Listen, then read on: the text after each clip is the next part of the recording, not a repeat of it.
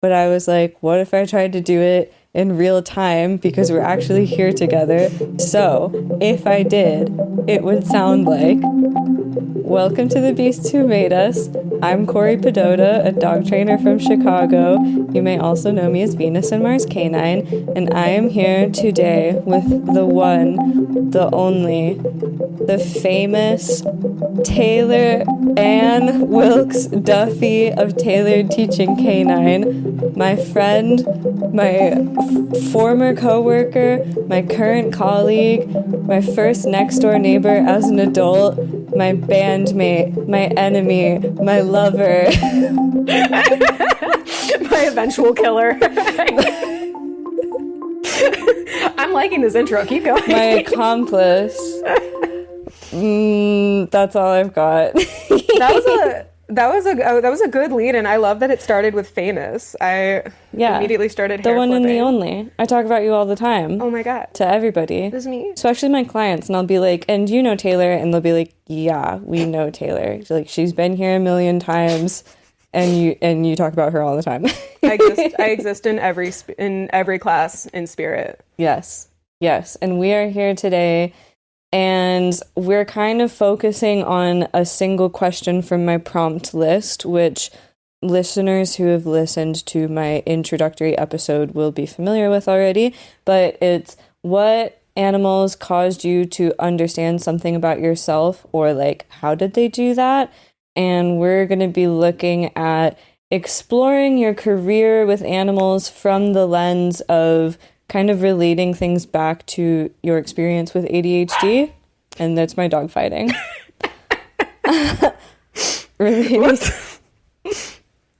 Relating it back to your experience with ADHD. Would you say that's accurate? Yeah, definitely. Because it was funny getting prepared for this, because there's so many things that we've already talked about in a lot of capacities. But one thing has been my trajectory with ADHD and my professional career as a dog trainer, and even just being involved with dogs in the first place, all followed the trajectory of like, oh shit, it's a lot of ADHD, huh?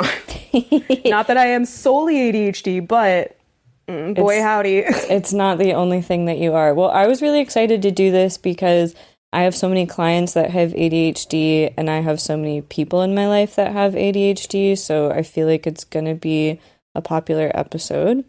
But I guess it's kind of implied with the way I just said that, but I did want to clarify that I don't have ADHD, but you know, I consider myself ADHD adjacent because it's such a huge part of my life still, even though I do not have it. You attract the ADHDers. I guess I should say I don't, not that I'm aware of, at least I don't have ADHD. And undiagnosed. Yeah. But I like the, you do tend to attract a lot of ADHDers, I feel like. Something about the vibe is just like, cool, this is a safe space for me, I think. Yeah. I often think I have a like the opposite of ADHD, and then I'll try to Google what's the opposite of ADHD, and some Google will say different things. Sometimes it'll say OCD, and then I'm like, okay, I'm done with the search, actually. Actually, that was rude. Goodbye. Yeah, I don't need to be thinking about it like that. Okay. Well, I feel like I send you a lot of, as a not diagnosis, as someone who is not a therapist, I send you a lot of the ADHD to autistic pipeline, or like the handshake between the ADHD and autistic. Yeah, I don't think you mean pipeline. I think you mean like camaraderie. Yeah. Pipeline means like you have ADHD and then you turn into someone who's autistic. Oh no. We're converting. At least I think that's what the pipeline means. Do you have anything else that you want in your introduction for yourself? Do you want to introduce yourself in a normal way that's not my famous friend? Not really. I think that's how I want to be introduced every time that I'm introduced anywhere. Are you sure? I'll do a normal one. I didn't even say you're from Ohio yet, so fuck. there might be a lot to fill the audience in on. Hi, my name's Taylor Duffy. I am a dog trainer in Chicago. I've lived here for roughly 10 or 11 years as of recording this podcast. I'm originally from Ohio, and I've been involved with dogs and dog pet industry, dog things since I was roughly like 10 or 11. Is Anne officially in it? I just said your middle name to flex that I knew it. Ooh, oh, damn. Okay. You were like reading from my license, essentially. Yeah, it is actually in it because on your website? Oh, it's I go by TAW Duffy a lot. Right. On things like okay. or Taylor AW Duffy. Okay, so I wasn't just being obnoxious, even though that was my goal. Okay. Let's start with your humblest of beginnings. Let's start with 4-H and 4th grade. Paint a picture for me. You're a kid. It's 2 4s, 4-H and 4th grade. Really satisfying unity there. What's going on at that time? Okay. I mean, small child turmoil is wildly what was happening. No one thinks of 4th grade as the turning point in their life, but apparently for me, I was in 4th grade turmoil. I don't really remember 4th grade personally. That's probably most people. That's probably so fair. So in 4-H, I was 10 because I was officially old enough to join the 4-H group in Ohio. And I had a German Shepherd that I was so excited about. It was such a small group. And so I went to the very first training day of 4-H with my German Shepherd as a little 10-year-old. This dog is about as tall as I am. I was going to say, so you weigh the same amount. Yeah. Yeah, 100%. This was a wild choice. But like, I mean, she wasn't a giant Shepherd, I will say. My parents currently have a giant Shepherd. She was like a smaller to moderate sized Shepherd. Super sweet. Her name was Chasey because a bunch of children named her. So you saddled her up and you rode her into 4-H. Saddled her up, rode her into 4-H, was mortified because I was one of the youngest kids there. It was a bunch of older kids and they all knew each other. And the advisor came over and asked me to do a Stanford examination, to which I said, what? I was uncomfortable. The dog was uncomfortable. And then the advisor went to touch Chasey's head and Chasey growled at her, which is pretty fair. Yeah. And as a 10-year-old, I was just like I'd never heard her growl before either. It sounds like you were really thrown into that situation in a weird way. She then continued.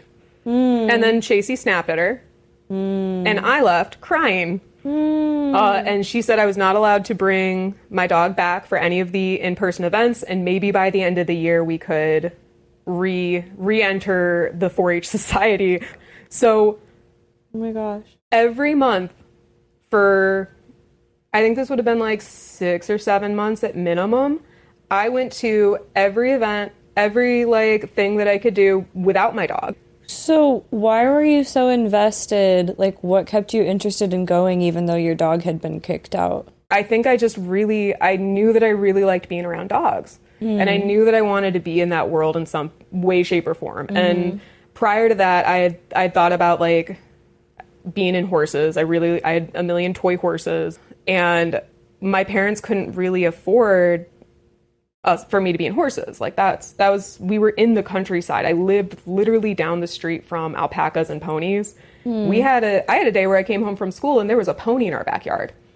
Like had broken in there? Yeah, like had gotten loose and was just hanging out in our backyard. Aww. And the first thing my mom said was, we're not keeping it. Oh, okay. So you were just like in love with animals and you knew maybe you had an idea that like dogs were more accessible in the 4-H club too. Yeah, because that was something that I could participate in. And I could go to the county fair. Like, did you have friends that were doing it? No. I had zero connection into this. You just found out about this thing and you locked in 4th grade. As a kid who was like doing stuff for 2 weeks and then giving it up, like I locked in on dogs. Man, I was going to say, now check out this segue, but you kind of just stole it, but I'm going to pretend like that you didn't just steal it. So you were locked in on dogs, but you weren't particularly locked in the rest of your life. Oh. Right? I almost failed the 4th grade. Yeah. So in the midst of all this little turmoil, I was in Catholic school and I got an ADHD diagnosis in the 4th grade.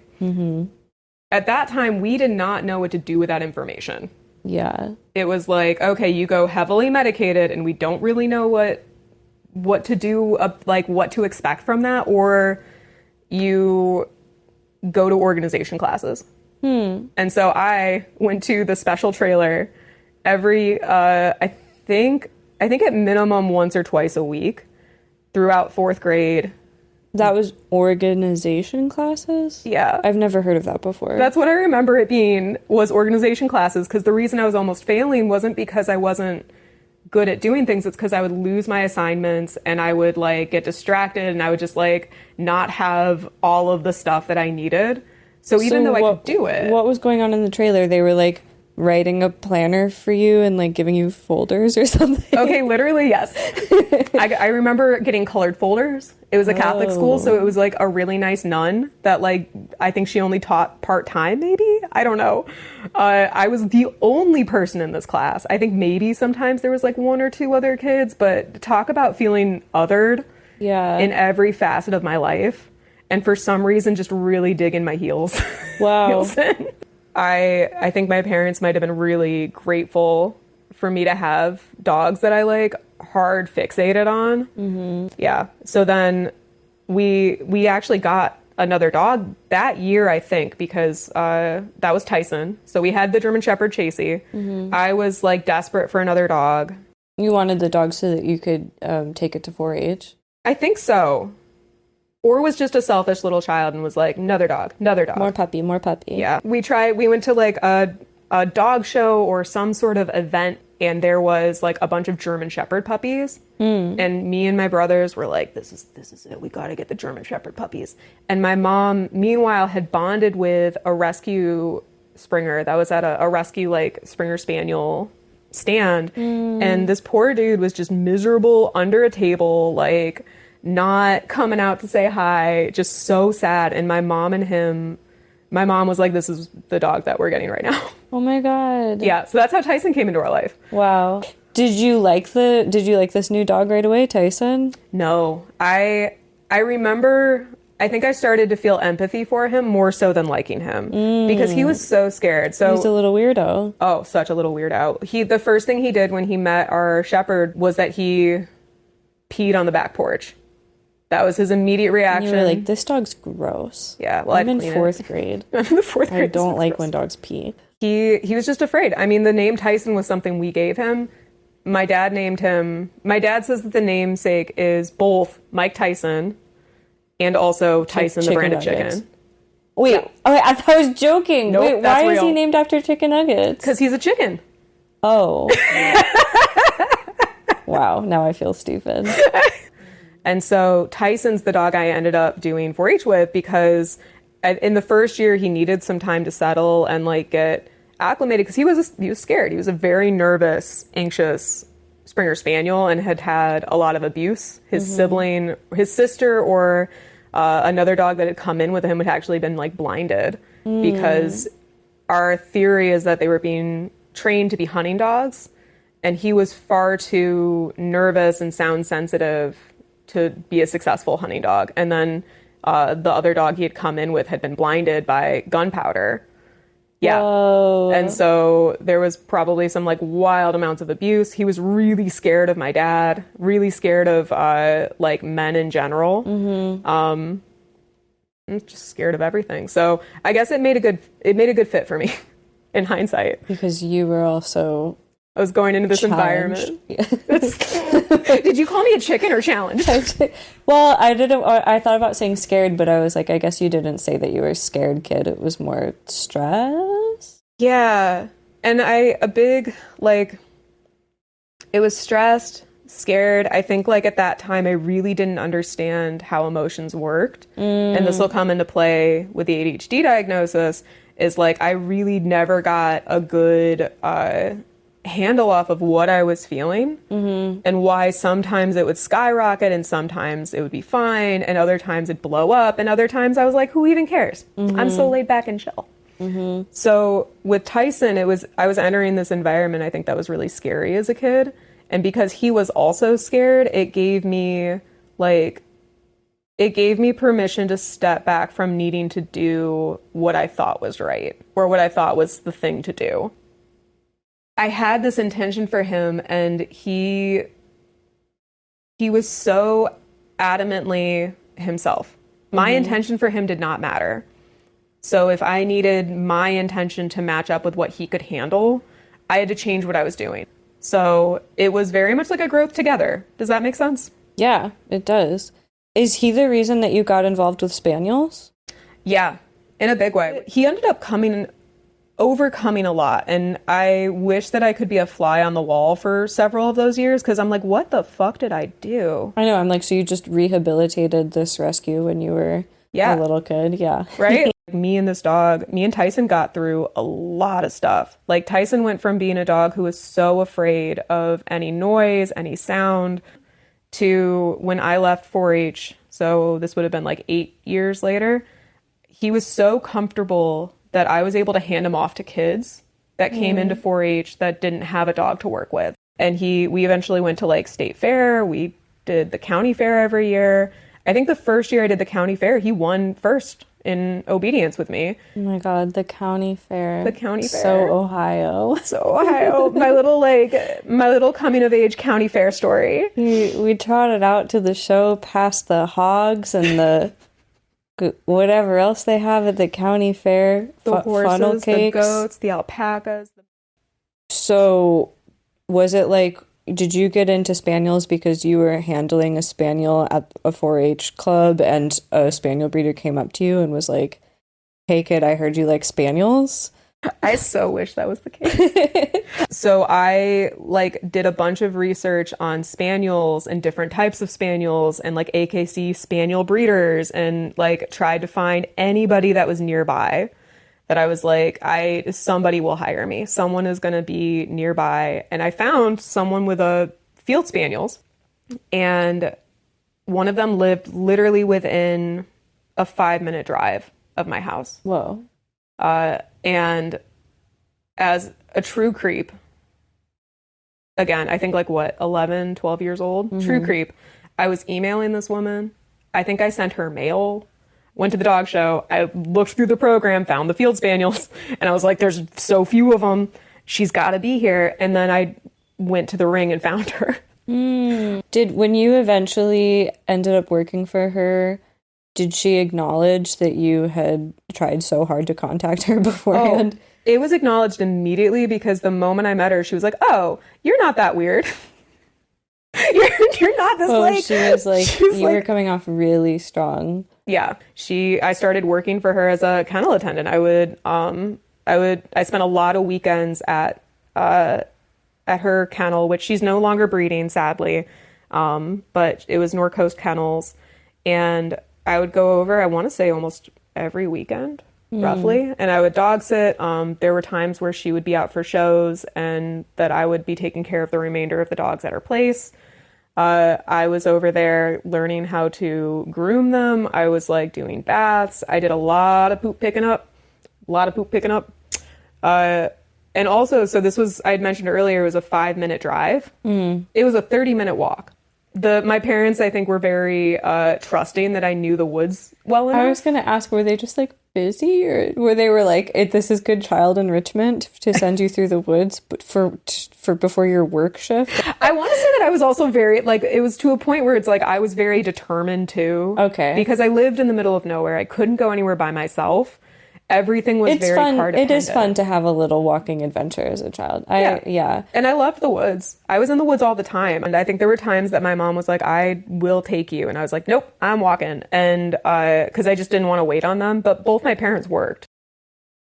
They were so, all of the field spaniels were so wonderful. And Barb was such an incredible mentor, because I learned a lot about puppy raising. I learned a lot about just different types of dogs and different personality types.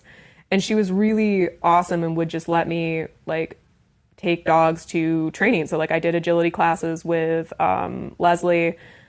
That's a dog. I did agility class. I did obedience and confirmation with Cecil, who I ended up co-owning on so that I could do juniors when I was doing AKC handling. And that put me even further in the world, because then I started to assist for professional handlers every once in a while. At the time you were just like, so this is my hobby. And then it was time to go to college, and you were like, well, I don't want to be a vet, so I guess that's mostly over. You go to college for art? Art. I was like, I can't do dogs. That's a hobby. I'm going to go for art. Yes. Which, to be fair, my dad's a freelancer. I was, very aware of that world that I would be getting into and the lifestyle that involves. But it was a weird shift because like I didn't have dogs. Like up until this point, I think there was a lot of management. There was a lot of like so much structure that already existed that I didn't need to think too hard about like how to do things or like how to function as a human because I was high school. Oh, are you talking about like when you went to college because you weren't with your parents and you had more freedom? Your ADHD symptoms became more apparent? Yeah. Yeah, so college was, I think, the point where the ADHD was starting to really kick my ass. I just was so distracted. I lost things a lot. I would forget my phone places. Like, it became very like, I was already very characteristically, like, losing shit. But it was just affecting me more because I was like, well, by now I thought I would be over it. It was just a really stressful time. And that's when my cat came in. And I was never a cat person, but my roommate had been drunk and or high and asked someone for a cat and they delivered. What does ask someone for a cat mean? I think it feels very Ohio. I just wouldn't understand the culture. Maybe, I don't know. I was in Bowling Green State University, so it was like corn country. He like asked for a cat and just showed up one day and I was like, I don't even know why I was sad. I was just like I was going through it.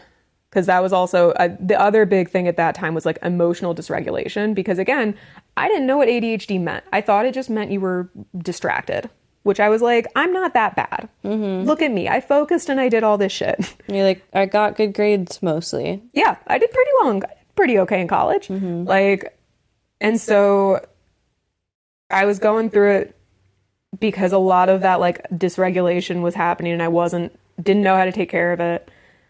And then my roommate came up with like this armful of cat and he was just like, hey, I forgot that I asked this person for this cat. Can you help me take care of it for like a couple of weeks? And so this cat lived in my room for 2 weeks and I was like, oh, I haven't had a creature around in a minute. And it like, I didn't know how to raise a cat. I raised her like a dog.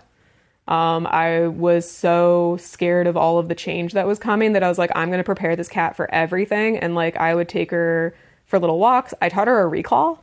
I like when we moved, I taught her to like go in different spaces and I got her comfortable with being in a car. She also knew how to travel in a, what's it called? Carrier? Not even, it was my purse. I was like Baby such a Bjorn? broke, yeah.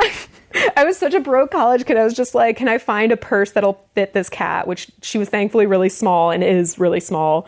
And I just taught her to like ride around in the purse. Oh my gosh. Yeah. So I'm hearing that like you kind of got fixated on caring for this cat in a way that mirrored your childhood fixation with dogs, that was in a way that was like mentally grounding for you. Yeah, for sure. Even just her sitting on me, especially like I did a lot of like late night shifts and my whole sleep schedule was screwy, as college will do. And so I would be up until 3 a.m. and she would sit on my lap and hide her eyes because it was so bright and she wanted to go to sleep.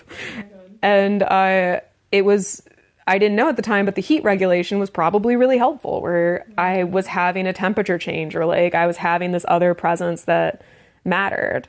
Because even my last year in college, my roommate was awesome, but she was over at her girlfriend's all the time. And so I essentially had like my own apartment, for better or worse, with my cat and my roommate's cat. Yeah. And that was really overwhelming to live alone as a really young person. Yeah. It's like weird. Do you want to briefly explain the relationship between ADHD and emotional dysregulation for those of us who don't know? I feel like you've told me before and it's basically just like the chemicals. Yeah. So it's wild because like I talked to my therapist and over the last couple of years, I feel like sometimes I'm paying for a therapy session where it's just I'm getting her college course. Okay. Like I just need to understand how a thing works. And so something that's come up a lot with me understanding my ADHD is the actual symptoms that exist of ADHD. So a lot of the initial thought is hyperactivity, right? It's very boy basic, like understanding of ADHD.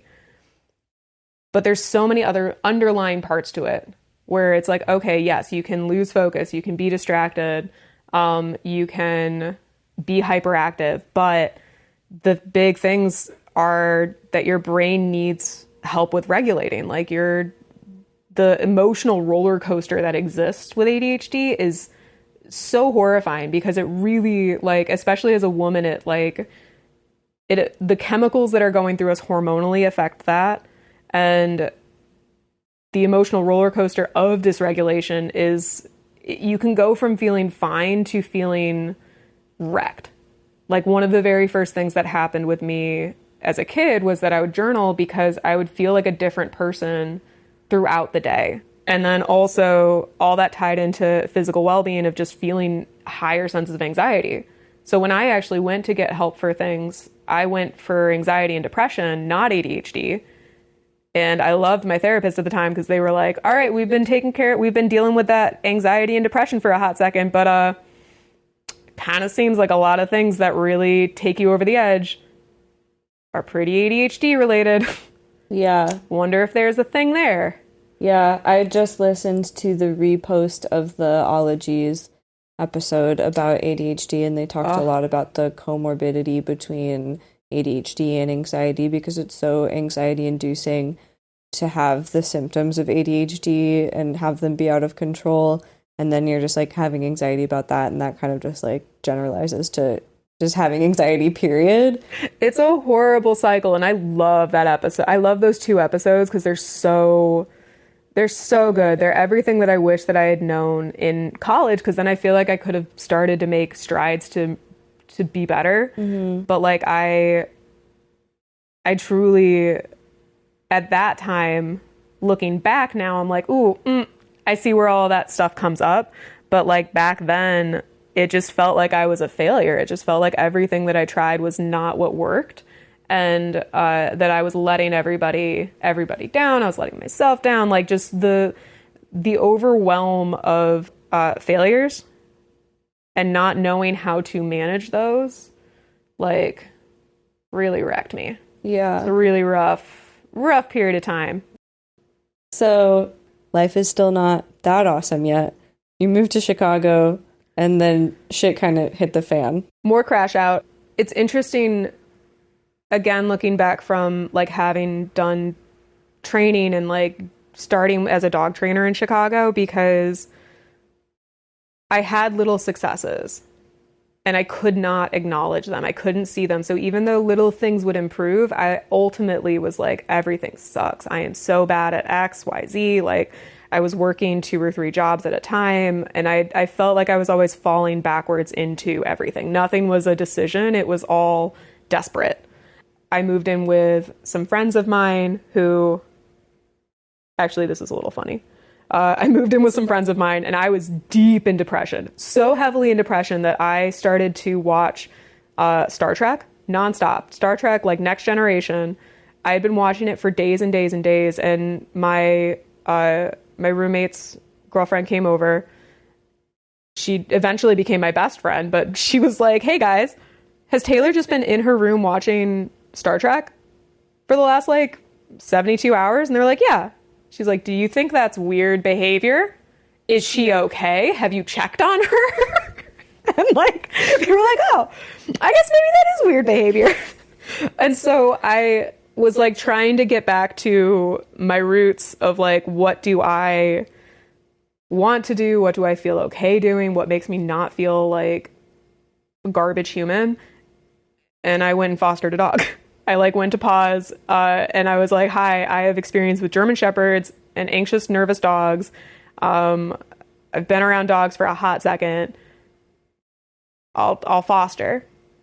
And it was a really scary time, because I was also like, I know so much about dogs. Like, I'm going to just fall right back into doing this. I had Tyson, like, and he's so comfortable. And then I got Hank, and I was like, oh, I raised Tyson a long time ago. Like, maybe I don't remember how to do a lot of this. And so it was a lot of relearning and observing and like understanding the dog that I had and who Hank was. And he was such a sweetheart. He was a very like shy dog, and he ended up finding like a suburban family to go with. Mm-hmm. But that was sort of a tipping point of like, maybe I can work in dogs. Maybe that's not a wild thing. So I'd also like been told when I was a kid that like dog training is not a good career to be in. Or like, you're not gonna make money doing dog training. I don't know. I definitely didn't know that dog trainer was a job when I was a child. At least not that I remember. So you were working just kind of like random part-time jobs, and then you got this foster, and that was what made you get the idea that you could maybe look into dog training professionally? That and my friend Gabrielle, who was like, you should absolutely apply for this. And so I applied to a place looking for a dog trainer. I got hired. I found out later that they were not supposed to hire 3 people. It was like supposed to be 2 people. And then I applied and they're like, well, she's staying. And when I started working there, my world opened up on the dog training end. So like up until that point, I knew AKC stuff. I knew dog shows. I knew like professional handling world. I knew breeder world a little bit. Like I did not know the professional dog training world. Mm-hmm. And at the same time, because I think that this was around 28, I was also like, well, I have not resolved whatever is going on with me. I cannot like be constantly in this state of feeling like I'm a garbage person, not finishing things, feeling like a bunch of stuff is slipping through the cracks. It was driving me insane.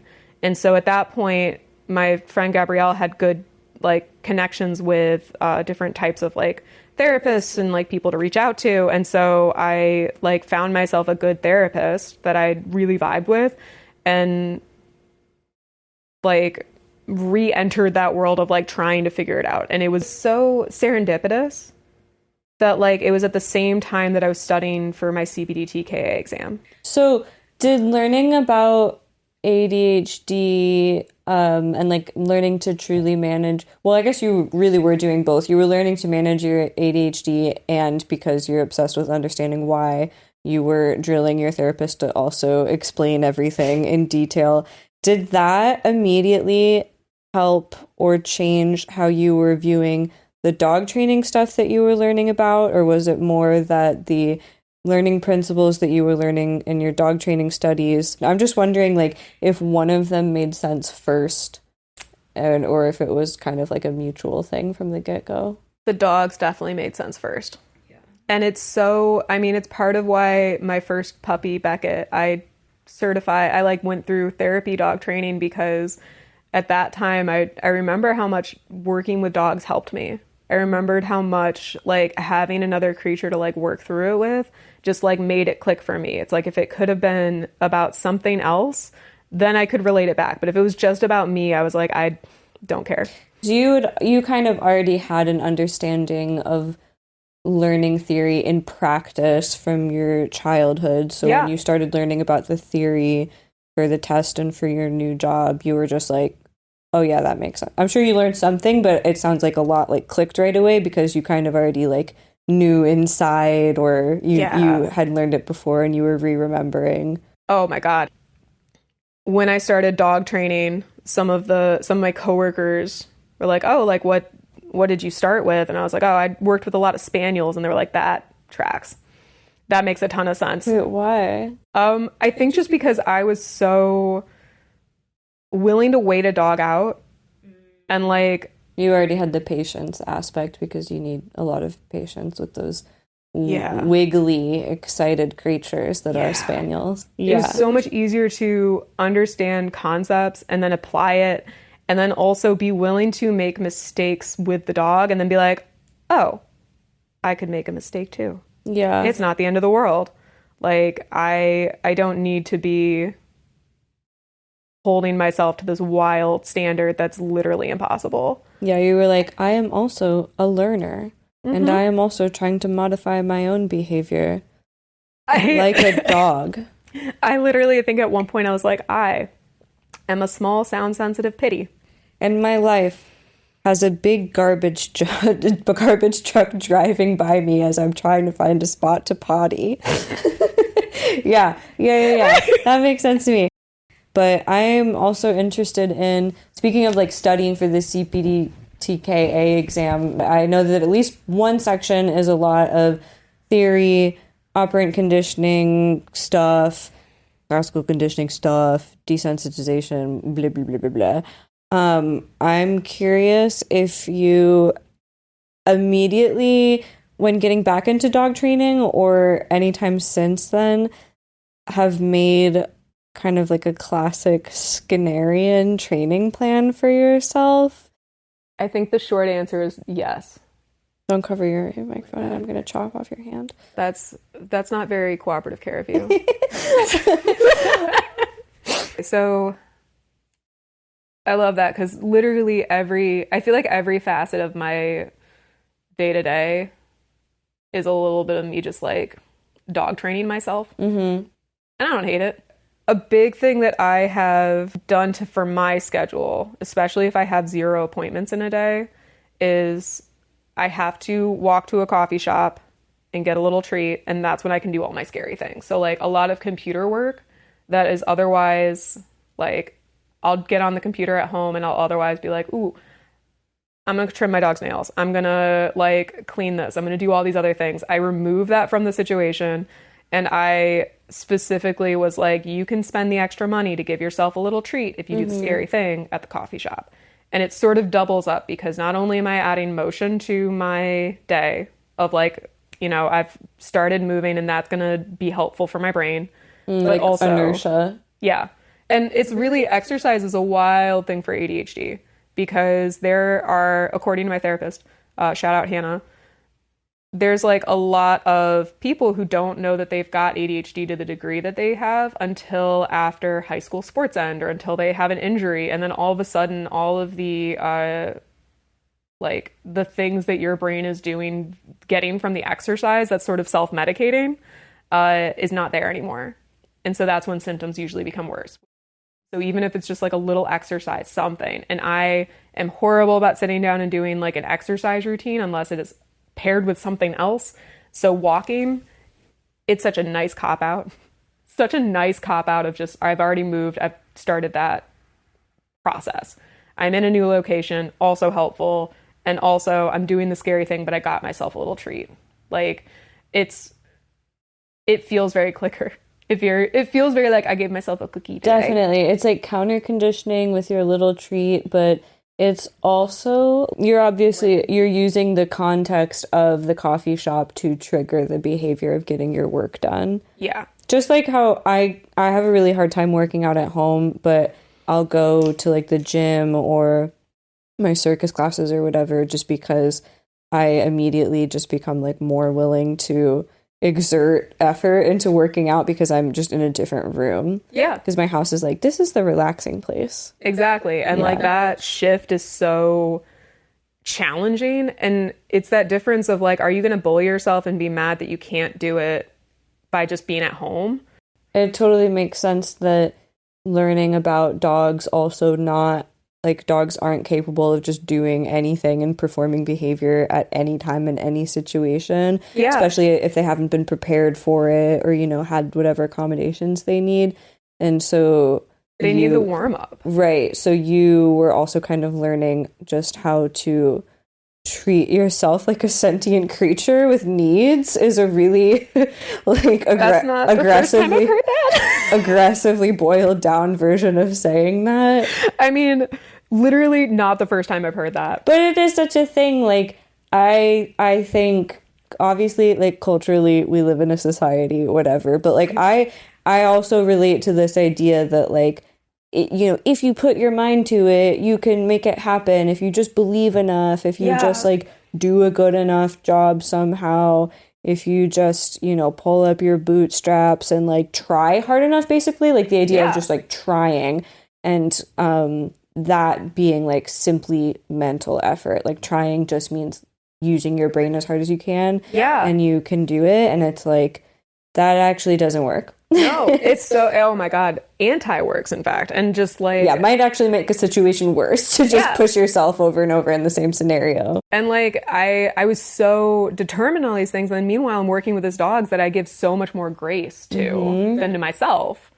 And I'm willing to sit back and listen to like what they need and what they're telling me by their actions. And reading their body language. Yeah. And then meanwhile, I go home and I'm like anxiously scratching my head, like wondering why I'm freaking out and like why I can't just get it together. And I wasn't even reading my own body language. I wasn't even paying attention to the things that my body was telling me because I don't deserve the same grace, I guess. You're like, I deserve less grace than a dog. Yep. 100. I was just like, you know what? Dog better than me, I guess. Yeah. Okay, so not only was dog training a really helpful lens for you to see your own stuff, but like we already saw in childhood, your dogs, because you got more dogs at this point in the story, were actively a tool in your toolbox for managing your own ADHD. Do you want to list some of the examples that you gave me of what they were doing for you just to help you regulate yourself and what they did to improve your life? Yeah, so this, I guess for context too, I got a dog that I found in a park. Her name is Ghost. And then I adopted another dog, Eden, like 2 or 3 years later. And they're fantastic dogs to have had through this journey because I'm still in a process of learning. And so I love that I have 2 dogs that are opposites of each other. And they really there is no one answer that is going to work for both of them. Cori can attest, they walked my dogs recently. And they're very opposite personalities. They enjoy different things. They have different reward hierarchies. But as far as having them now while being treated and being on medication and knowing better about how ADHD exists in me and how I exist with or without it, they are big accountability buddies. Wait, can you explain the accountability buddy thing? Yeah. Because you said a body double, but what does it mean to have a dog who's an accountability buddy? So body doubling is a really common thing you'll hear in TikTok ADHD, but also just generally it's my community. We like to have somebody else present. It just oh, okay, so it's not I'm doing the dishes and then Ghost is also doing the dishes and that helps me do them. It's just that they're there and you're not by yourself. Yeah. It gets you moving. Yeah. The other grounding aspects that I think I'd mentioned earlier, they make me work through some of the rejection sensitivity. I think they dampen it a bit because anytime that I'm learning something new, they've been my guinea pigs. Ghost especially. I love Ghost. I have shifted training methodologies on her so many times. Just in the sense of if I read about a thing, I want to experiment. I want to try it. Ghost usually is down to try it. And so she's been great because we can work through it and make mistakes, and she's got enough resilience. Yeah, to deal with I've made a mistake or I've been confusing. And it's nice because sometimes she'll yell at me and I'm like, you know what? Heard. That was weird. I didn't know what I was doing. I'm going to come at that and be a little bit nicer, be a little bit more aware of breaking it down into smaller pieces. And oh, so by rejection sensitivity, you kind of mean a fear of failure because you're experimenting by training your own dogs. Oh, yeah. I see. That makes sense. I didn't get it at first, but now I get it. And I think especially just early into training around other people and not always sharing the same philosophy, I think, as other people, I became really sensitive of getting a dog out and me making a mistake or looking stupid or looking like I didn't know what I was doing. And it was really persistent. I'd say I think I've moved past it over the last couple of years specifically, but I think that a lot of coworkers assumed that because I ask questions, it means I don't know things. And that's very much not the case. And, very much I would rather be working with a trainer who's willing to ask good questions. Totally. Yeah. Then your own personal dogs are a safe space for experimentation. Exactly. That makes sense. And if I got something wrong, I'm so happy that I have a smart dog because I'm never in a spot of being well, she's just being dumb. No, it's me. I was kind of curious. I was wondering if you wanted to talk at all about ways that ADHD interferes with you as a dog trainer and accommodations that you have to make, because I know, having worked with you and helped you with sport training and stuff, that you are a huge note taker, famous note taker, infamous note taker, and you love a chart and a list and a plan. I know that we've talked about, like, I am pretty comfortable going into, well, I don't want to start bragging, but I'm pretty comfortable going into a training session, lesson, group class, and have like approximately 30 seconds of planning beforehand and be kind of like writing the curriculum or the training session as I go. But I know that you historically really like to think about it beforehand and make a plan for yourself, because otherwise it would be really chaotic and evil, is my understanding of how you work too. Oh, absolutely. And I think especially when I've got clients that are also kind of ADHD, whether it's like diagnosed or not, or like it doesn't matter. I'm not like, that's not my first question on my like questionnaire of like what's going on with you. But I'm actually going to put that as the first question on my behavior form. Do you have ADHD? It's not going to say, do you have ADHD? It's going to say, please rank your ADHD for me on a scale of 1 to 10. You're like, I know my clientele by now. Like, yeah, I have to have a focus. I need to have an idea of what I need to focus on, because otherwise I might very well go off on a tangent, or we might go down a thing that didn't matter. So like, I have to remember what those clients' goals are. I have to remember the dog that's in front of me. It's like I almost have to ground myself a little bit. And writing is a very grounding experience anyways. Like it's a very, you have to be present and writing the thing. But also I think just memory wise, it helps stick for me. Like I'd mentioned that my notebook that I have currently in front of me, have I read from it? Maybe twice. It's sort of my emotional support notebook of like, I know that I've mapped it out. But you thought about it beforehand and you kind of know what's in there. Yeah, that makes sense. And because you're a visual artist, you make these beautiful lists and charts, and it's always very pretty.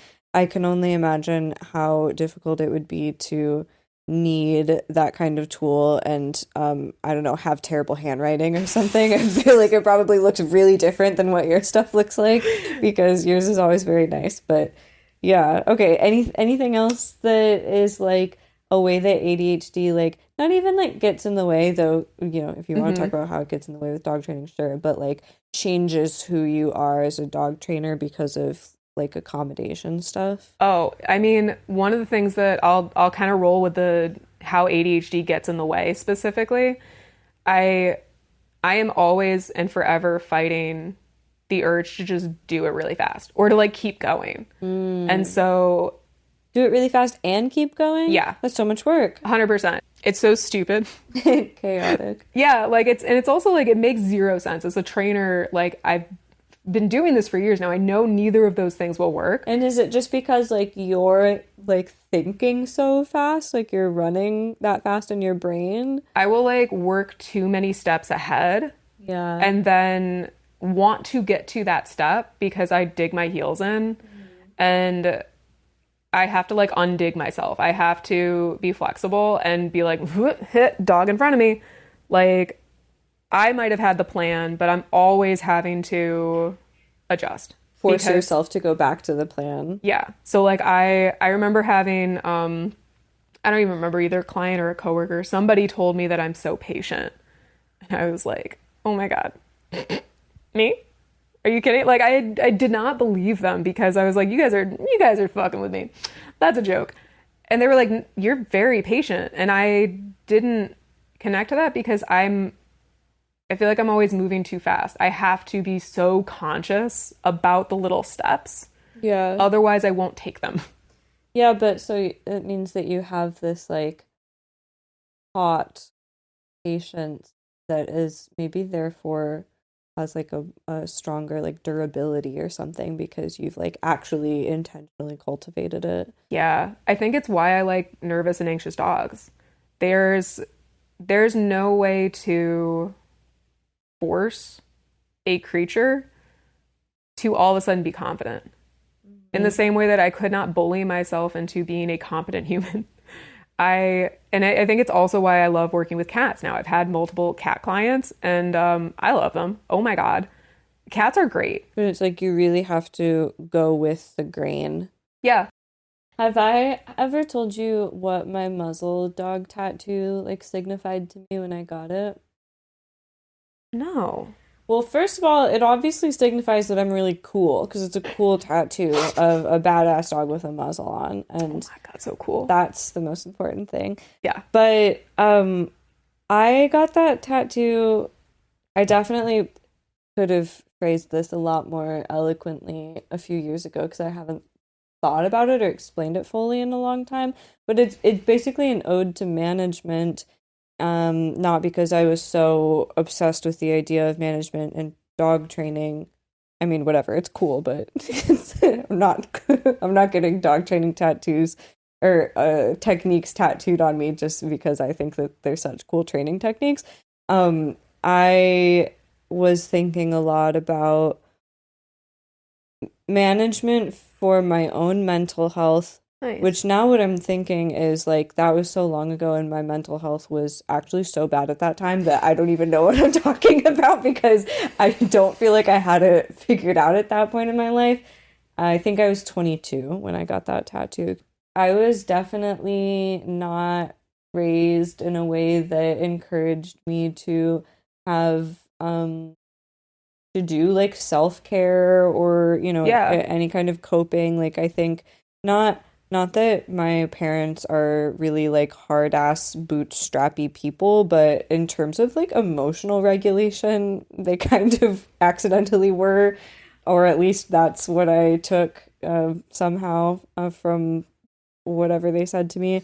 And yeah, so I definitely relate, even though I, to my knowledge, again, don't have ADHD. I relate just to the idea of like when I was younger, I just thought that I should like be able to be okay by just being okay Yeah. instead of being depressed and anxious. Like the answer was just to just like stop, just knock it don't. off. And that God. was the end of it.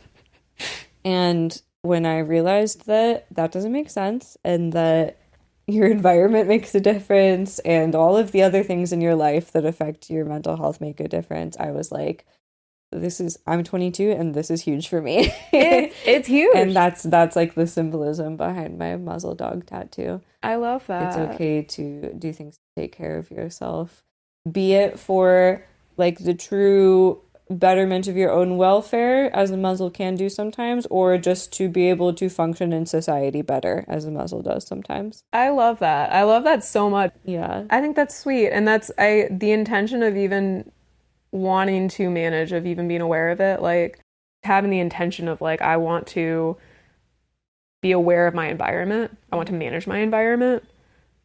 That's like, in my mind, half the battle. Yeah. I feel like almost all of my leash walking lessons, anything that involves leash walking, one of the very first things for homework I give people is I want you to pay attention to your leash.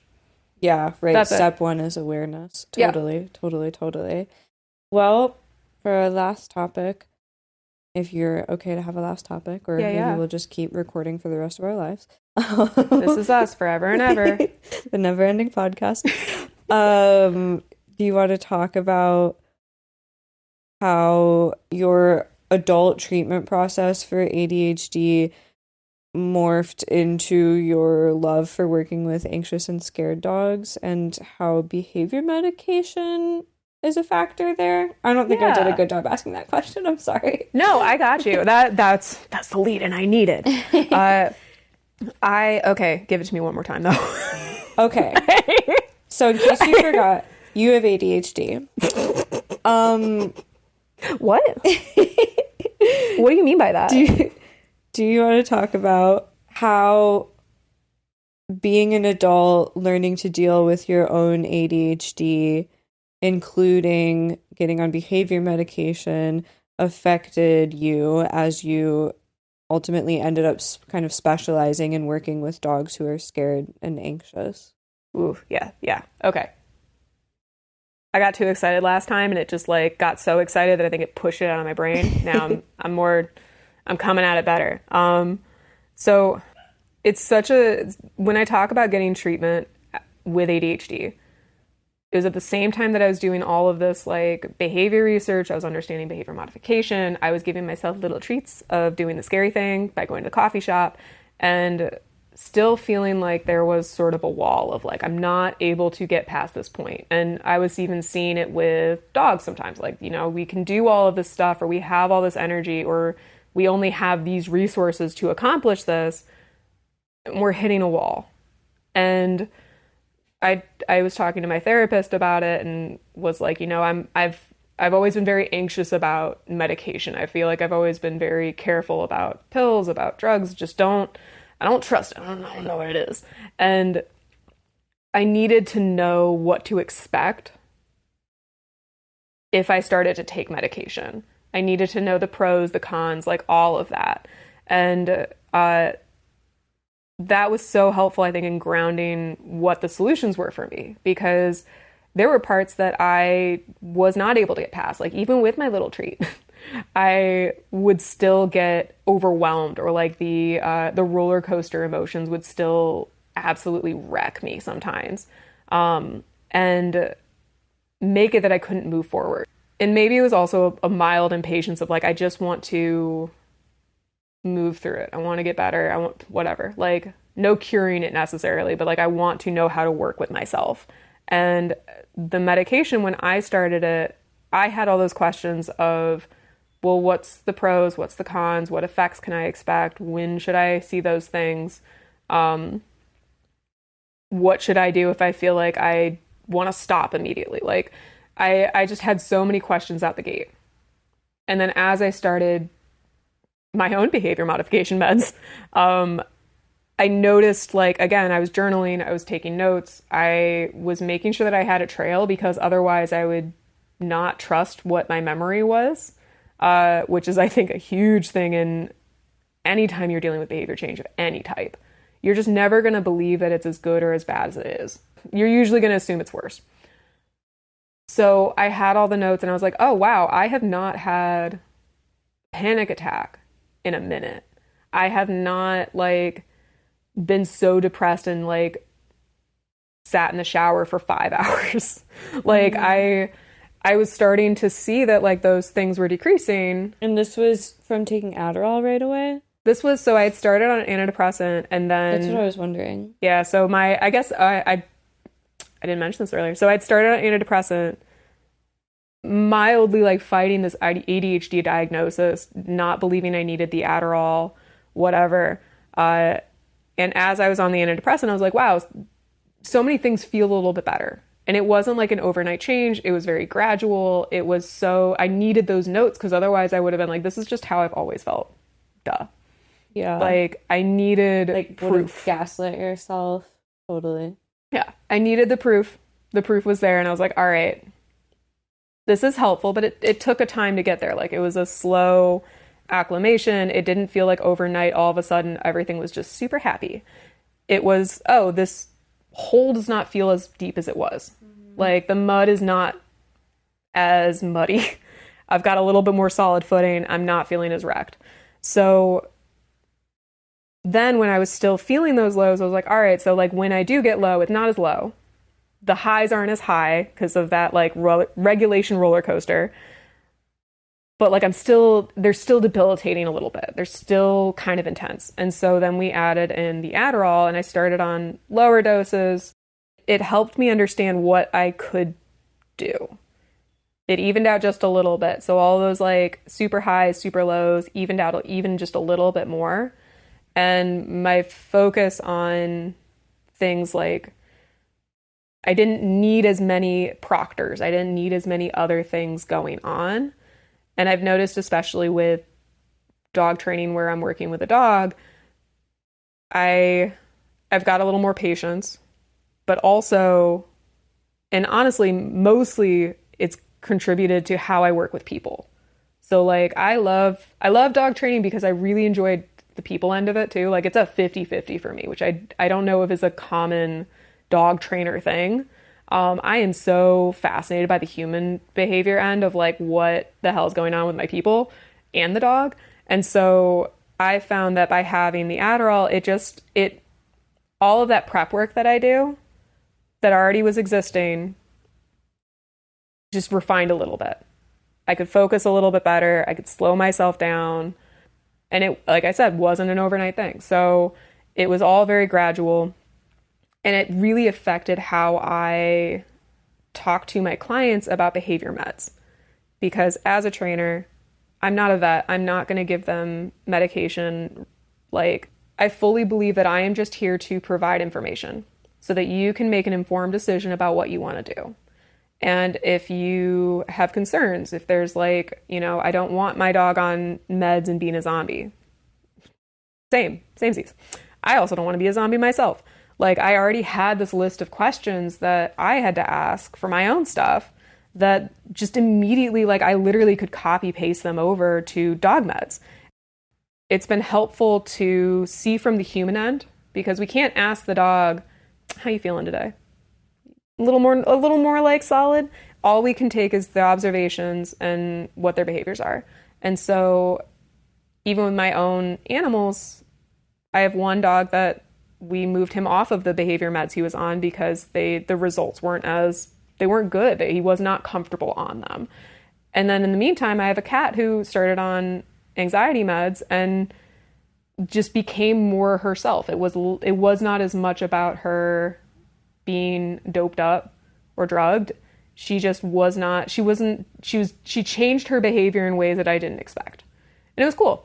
It was nice to see. This is a cat that we haven't heard about in the story yet, which doesn't matter because you weren't describing Took's behavior before, but just in case anyone is counting cats. I have two cats too. Do you feel like people are really responsive, like owners really respond differently when you tie their concerns about medication back to your experiences? I personally find that coincidence or not, a lot of times when I talk to owners about behavior medications, I say something and I'm like, you know, kind of like with human psych meds, and they're like, yeah, I know. I'm like, yeah, I thought so. Yeah, and it's funny because when I talk to clients about it, it's usually not so long-winded of like, I have had ADHD and here's my journey. You're like, well, started in 4th grade. Yeah, it started in the 4th grade, 4-4. It's interesting because I almost don't even need to tell them that story. Like, a lot of what I do for dogs, which is, you know, you observe, you listen, you try out something and you say, okay, this worked for you, this didn't. Like, I think especially with anxious and nervous dogs, you have to have an observation period. There's just not, you can't just jump in and be like, let's go. I have to come at it from a position of like asking questions for them and being like, hey, how do you feel about meds? How comfortable are you with this? Like, and oftentimes just being able to explain that I am here just to give you information. I'm not here to make that decision for you, I think takes some of the pressure off. Because I know for me, if I had been told you need to take meds, I would have been like, I'm out of here. I actually do not need to be here. But if I'm given the information, like my therapist is so cool. I was given the information slowly. It's not like one day I was like, meds. It was like, all right, I can talk a little bit about this. Now I know about it. I'll talk about it later. Like, it didn't need to be like, now's my decision time. I got to make that decision. I got to get the information that I needed and then take some time to decide. Yeah. I do think it also, like, doing all of this journey kind of together and working with like heavy bite risk dogs made it so that I could work well with like heavily emotional people too. By no means a therapist. 0% therapist. I am also not a therapist. Yeah. Let's write that down, everybody. Just write it down, bold it. I feel like that the way that I've had to approach dog training, the way I've had to approach myself has made it so that I can work really well with people going through heavy emotional things. Yeah. Like, I've had a number of clients that like have cried during our sessions, that have had to consider euthanasia or return, or just navigating a situation that they did not expect to be in. That's like almost, I want to say like 75% of my clients. And it's a big emotional toll, but because I've done all of this work, because I kind of learned in the way I did, I think it makes it easier to relate to them and to give them the agency that they need to, because we talk a lot about like what we're looking to give to our dogs and how we're going to structure that, but giving ourselves agency and like our own accountability and our own forms of clear communication is also really hard. I think that's a good note to end on. Cool. Do you want to plug your socials? Yeah. We didn't talk about it that much in the podcast, but I would also like to point out that Taylor is an artist professionally and makes beautiful illustrations of dogs and portraits of dogs and so many other things that are not dog related too. My website's tailoredteachingcanine.com. I also do have Instagram as of this recording. My artist one is Duffy, Taw Duffy. And then my dog training one is Tailored Teaching Canine. And those are the main places you can find me right now. I do recommend subscribing to my website because social media is the scourge of the world. Yeah, I don't know how else to say it. I would like to find other avenues of it. I also have articles on my website, including data collection. Yay. So that's where you can find me. Also in Cori's living room. In my living room. I want pasta. Do you want pasta? God, that sounds so good. I just want something that's going to be I wanted ready to put me to sleep immediately. Well, yeah. No, I'm just like really hungry. Yeah. Oh shit. Yeah. Let's get pasta. Okay, we did it. Bye. Oh.